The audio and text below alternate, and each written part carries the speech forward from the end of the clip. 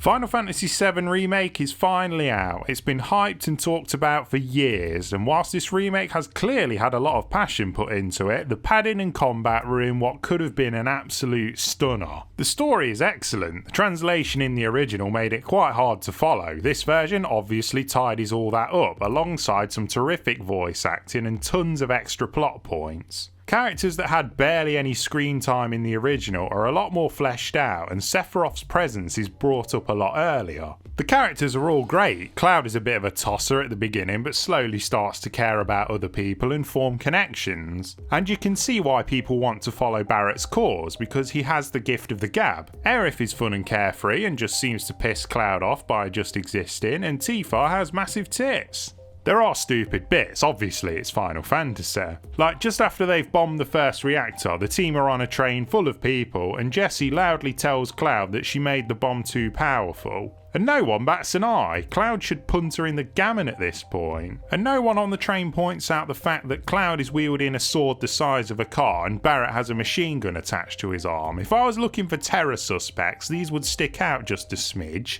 And the ending, I think, is really going to piss some people off. Me, I'm not sure how I feel. It's clever in a way, but it does come across as a bit arrogant as well. At the start of the game I was a bit worried, since I got by all the combat encounters by just hitting square, but it quickly gets a lot better and deeper. The combos look flashy, and once your ATB gauge is full you can slow down time to select abilities and spells. You can also switch characters mid-combat and tell them to use their abilities. Though it would be nice if they had a bit more of a brain on them. For example, if you give a party member the ice spell and want them to use it, you need to give them the command rather than them just doing it. I understand that it gives you an incentive to switch to other characters and learn them, but I think an AI tweaker like you see in other RPGs would be a good addition in the next entries. The combat relies heavily on staggering opponents. As you deal damage to them, the stagger gauge builds up. It builds quicker if you hit their weaknesses, and when they are in this state they take tons more damage. Fair enough. Now usually I hate stagger mechanics in games because they just act as an extra health bar before you can actually do damage to enemies, and that's exactly what it does here.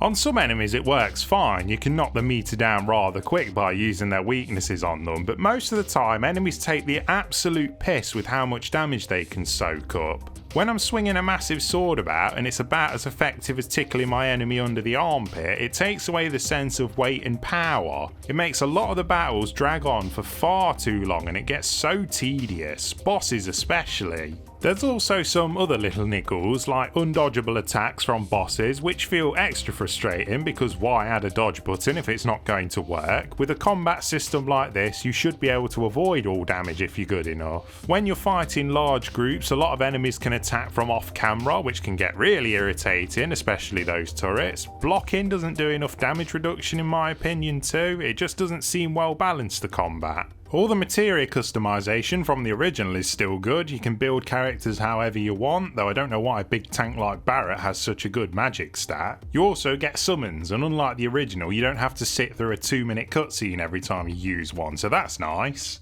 I'm going to say something that will make some people shit blood now. I think the game is far better on easy mode. You don't have to wait ages for the stagger gauge to fill, enemies aren't damage sponges, and the fights don't drag on, making the game feel a lot better paced. And before someone pounds their keyboard saying how dare you play on easy mode, after your death at your eulogy, no one is going to say XX Pussy Slayer 69XS lived a solitary life, but my god, could he beat Final Fantasy VII Remake on hard mode?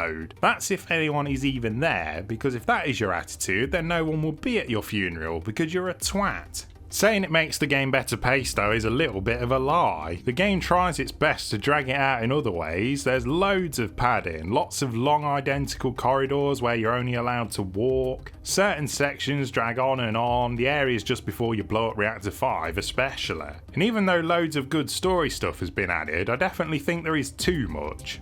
Does the game really need a section in the story where you pick flowers and then go rescue some kids stuck on a raft? No, it doesn't. That kind of stuff is what you expect from a rubbish side quest, not the main storyline. A lot of reviews have played down the padding, but they are bullshitting you. It's outright obnoxious. The side quests are also guff, it's B-grade stuff. Go here, kill an enemy, go back to the same location again, kill another enemy. Good rewards for it, sure, doesn't stop it from being boring though. The game is outright incredible looking and sounding though. Is it one of the best looking games I've seen? Yeah, it is, but you can clearly see where concessions have been made. A lot of the backgrounds are clearly 2D drawings, and textures can look awful up close on the environment and NPCs, but other than that, it's cracking. I respect the Final Fantasy VII Remake a lot. It's clearly had a lot of work put into it, but the padding and combat just made me lose the enjoyment of it the more I played. At least Resident Evil 3 Remake got its disappointment out of the way quick. Things just drag on with the promise of better things that just come too late. After playing this, I wanted to go back and play the original. A remake shouldn't make me feel like that. After 15 years of it being hyped, it was never going to live up to the expectations, though they had a good go, so let's hope the second part is a lot more focused. Oblivions alone.